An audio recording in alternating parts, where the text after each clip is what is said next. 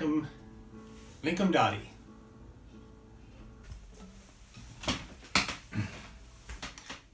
Okay, so the tune we're going to do is Linkum Doddie. Linkum Doddie is a Scottish pipe tune, and I learned it. I've spent pretty much most of my last half of my life learning Scottish tunes from Vermont fiddlers and from pipers. And I was really amazed to hear this one from Hannah Beth Crary, because I hadn't heard this tune before. And it was just this really sweet pipe tune. And it's kind of a tune that's kind of shifty, and it moves around in ways which are unexpected, and I think that's really sweet. Since I've learned it from Hannah Beth Crary, I also, I know Tim Cummings does it, and I suspect a lot of pipers play it, though fiddlers don't tend to play it that much. So this is Linkum Doddie, and Linkum Doddie, like I said, is a Scottish pipe tune, and Vermont is really fortunate to have a number of really great Scottish style musicians. And so this one is, and you should ask Hannah Beth Crary. She lives right in, I think, Westford, and she could let you know where she exactly learned this tune, because she's made a real study of Scottish traditional fiddling and piping in general. So her tone on this tune is one of the things that really drew me to it. She plays this absolutely beautiful bagpipe kind of tone, which she does by playing a lot of double stops. So, and by just really great bow control, and I just really admire that. And I've tried to, on the mandolin, play some of that with those.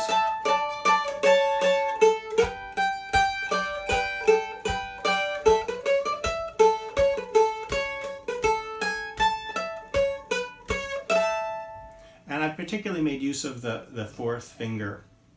So the arrangement I do of this is a little bit challenging. It's not really difficult, but it's a little bit outside of what a lot of people would tend to do on the mandolin. So even though the tune is all quarter notes, it's mostly quarter notes, it's got a little bit of nuance to it.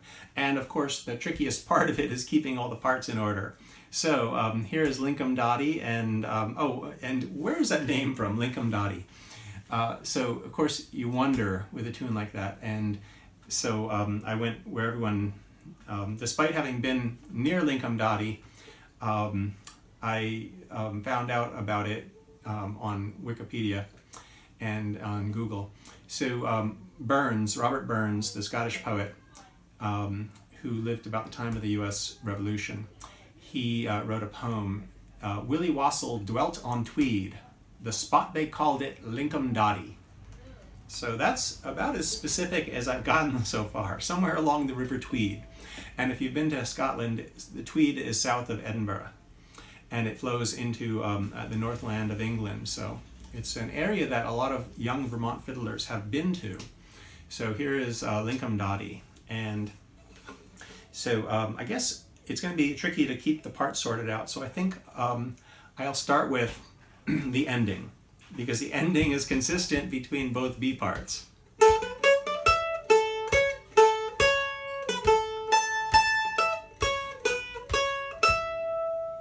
And so it's got that a nice scale in the key of A, up from A.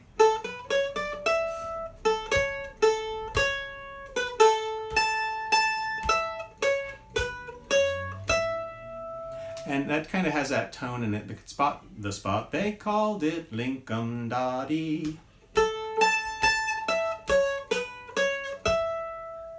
So that phrase again.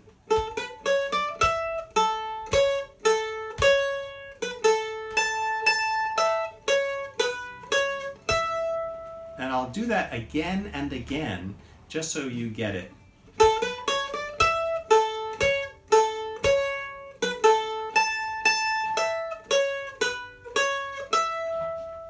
Again.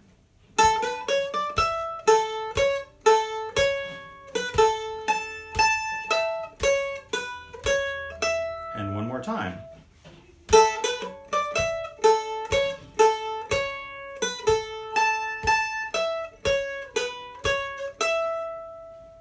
Okay, so that's the ending of the A part and the B part. And so if you can really just lock into that, it'll kind of get you to the end of the tune in a way that makes sense. Now, there's kind of a nasty little bit in there where there's a variation. And it's, so we'll introduce that at the very end. And the variation is just enough to kind of make it even a little bit more confusing. But confusion at first becomes delight at the end when you realize you've created this total web of interesting little riffs. So, the beginning.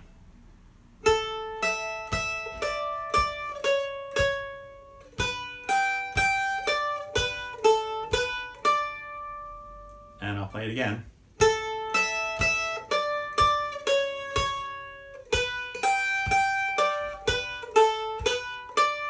And one more time.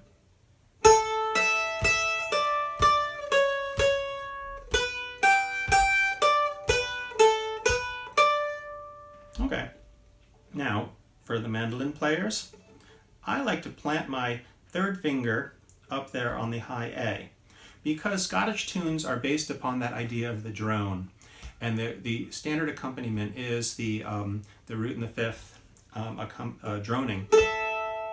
And so by playing the high A, you get that nice A resonance, and then the second phrase goes to a G chord, so you kind of move down to.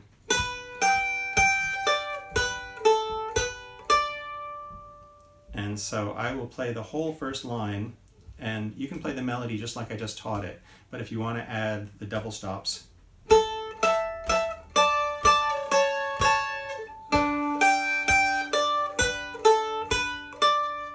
Okay, there's additional D mistake in there, so here we go.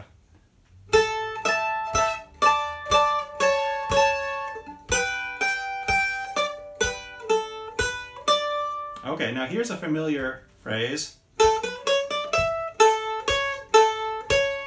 Okay, and that's just like the ending, but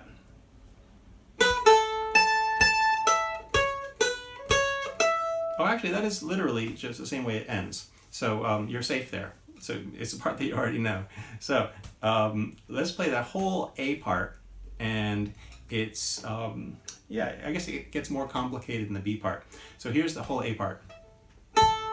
So 1, 2, here we go, and.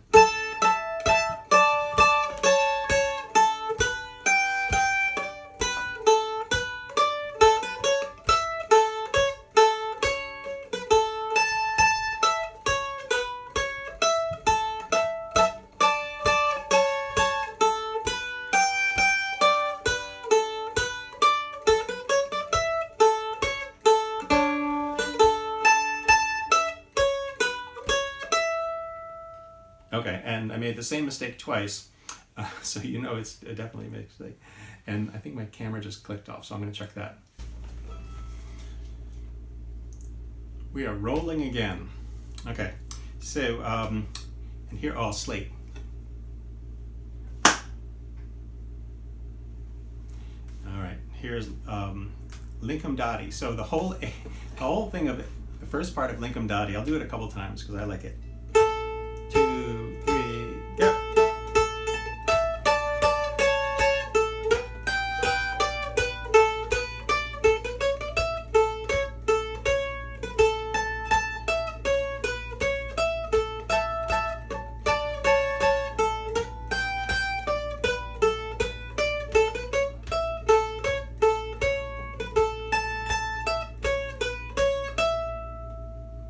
Okay.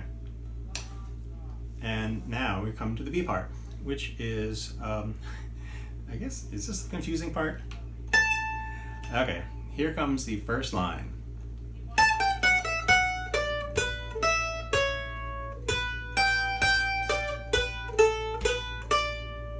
Okay, so that phrase, that descending A scale, which is that, that's that Mixolydian.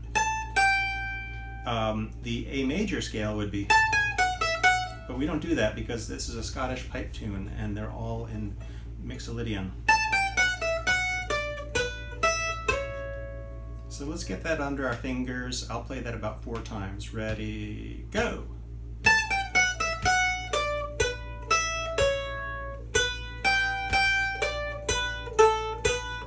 And again.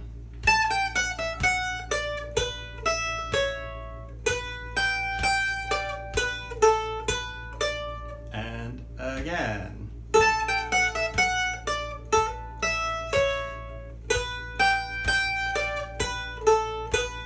One more time.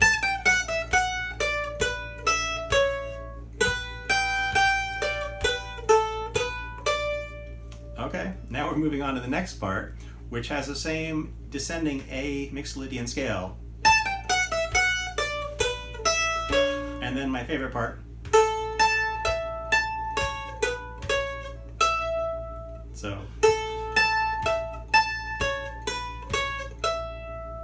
Or in open strings.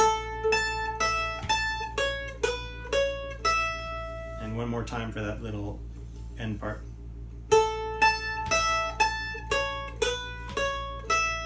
Okay, so we play that descending A Mixolydian scale into that little. So here we go with the descending A Mixolydian. I'll play it, and I'll play it twice. So here's the second line, the second part of the B part.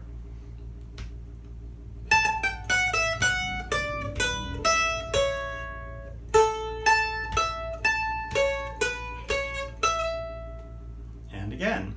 Ready, go.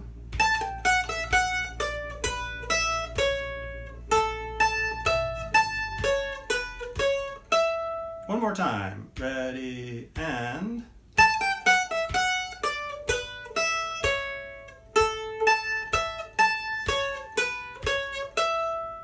Okay, so now we have half of the B part, but this is the kind of a Scottish tune where the B part just stretches out. It doesn't just repeat itself twice. It repeats, but in weird sections. Okay, so it gets a little bit weird here, but let's just stick with the first part of the B part. So it's the descending line, and then the descending line, and then. Okay, so that's how the first part of the B part goes. I'll play it.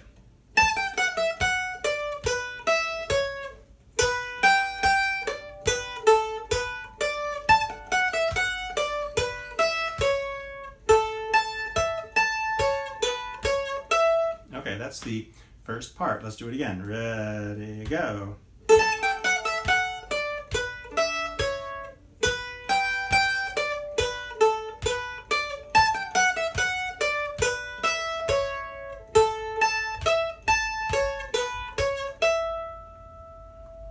Okay, now here's the wrap up. We're about to finish this tune, and it's going to be great. The whole second part of the B part goes.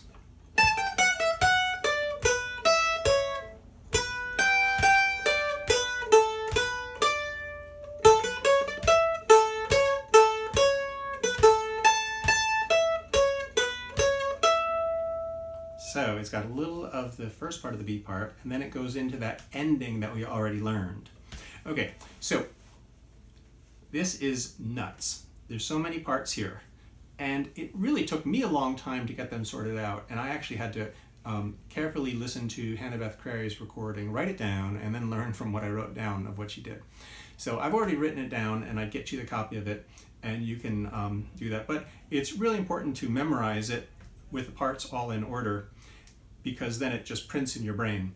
And so I encourage you to just play this endlessly correctly, and don't start out messing it up, because then you'll just confuse yourself. Okay, here's the B part. 3, 4.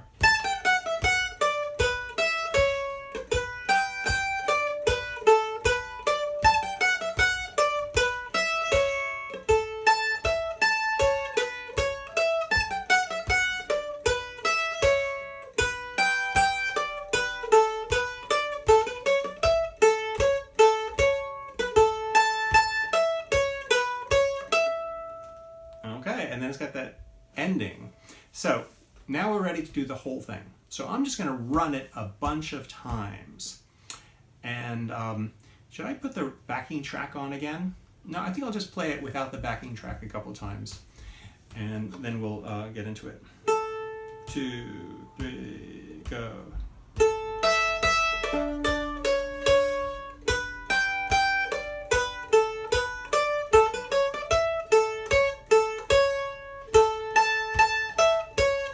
And again.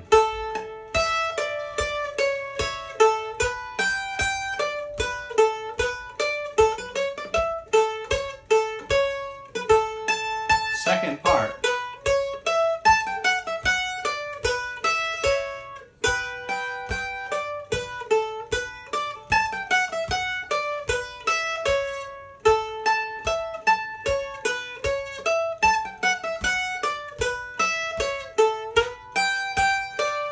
Ascending. From the top.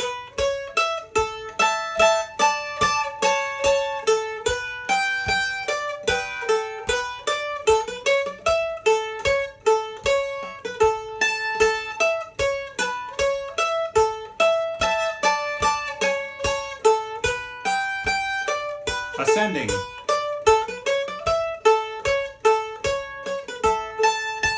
B part descending.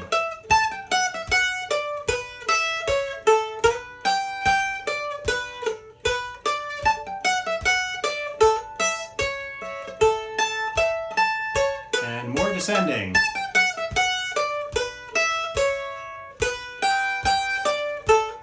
Ascending. From the top.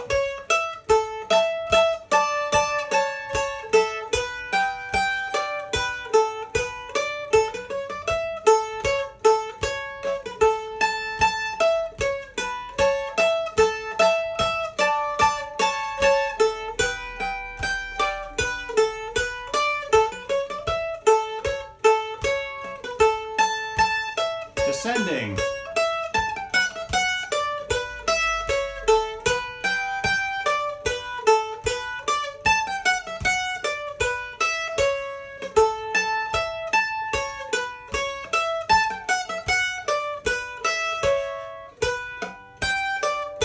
Ascending.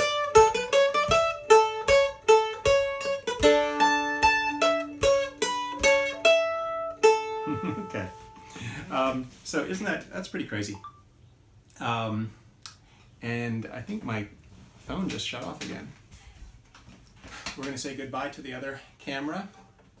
And we're just going to, okay, I just remembered. I almost forgot. So to be diabolically even more tricky, Hannah plays a variation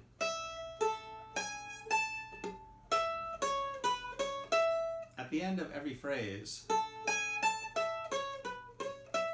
so that leading tone, the G sharp, which actually isn't even in the Mixolydian mode,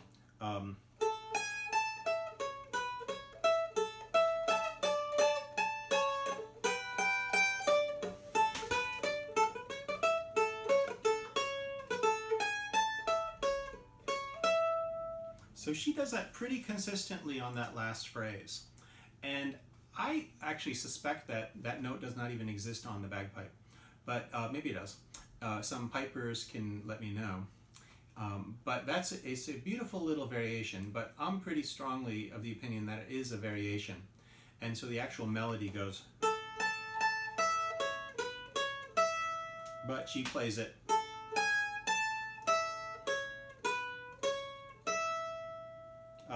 So in honor of her outstanding playing, you should make sure you play that at least some of the time. And when you're playing with her, make sure you match her phrasing exactly the way she does it. Okay, and so her version of it is listed in my book, The Music of the Old North End. And this has session tunes that are played around in the Old North End from various traditions. And there's, you can see, there is Linkum Doddie, complete with the little variation at the end. So, Hannah Beth Crary's Linkum Doddie, and here's my book, The Music of the Old North End, in case you want to get this version of it. I've got it in B flat too. Also, this is going to be in my upcoming book of session tunes, so you can tell that I like it a lot. So if you want to make me happy, you can learn it and then come play it with me, because I like playing the accompaniment as much as I like playing the lead. Now I'm going to talk a little bit about accompaniment, because this is important. Scottish music is the classic Scottish accompaniment is the drone and the drum, the bodhrán, the beater, and someone can correct me on that, but I just associate it with the with percussion and a drone. And so the whole idea of putting an oompa, oompa, oompa is it works really well, and it's fun for dancing. And so piano players naturally go to that oompa, oompa, oompa, oompa, and because it's such a powerful tone, it's really used in Scottish dancing and in contra dancing, of course. And so it's just such a powerful thing. But in my opinion, it takes some of those beautiful kind of pipe tunes that and turns them into something a little bit different. And I like to find something else in it, that kind of sense of that drone, the starkness and the smoothness of the accompaniment. Okay, so that's a long way to say that if I'm playing piano, you know, I do what I can, but I try to play it as smoothly as I can. And the recording track at the beginning here was very much oompa, oompa, oompa, which is fun to play to and works, but again, it's a bit of a cop-out, I think.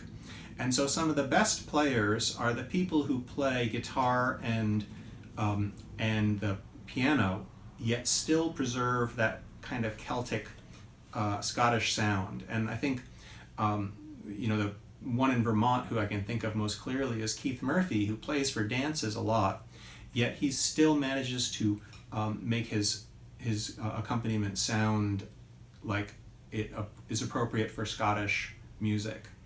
And he also, well, I guess there's a few ways to think about it, but the most important thing is that the downbeat is very important.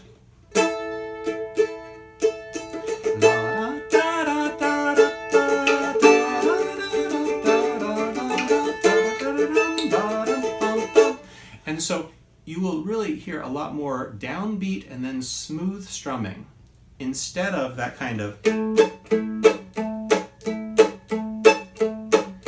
oompa, that kind of country beat that is, again, is nothing wrong with it, but it's I think there's something special about Scottish tunes that you can draw out of them. Okay, so let's go out on playing this tune again, and I guess the wonderful thing is that what you can do is just go back to the beginning of this video and play along with the accompaniment track with me playing, and it should sound pretty good. And then you can hit repeat and do it again. So I don't even have to play out. I can leave it up to you and your repeat button. So this is a Scottish tune from Hannah Beth Crary called Linkum Doddie, and good luck learning it, and certainly ask me any questions, and I have sheet music that I'd be happy to get you. Okay.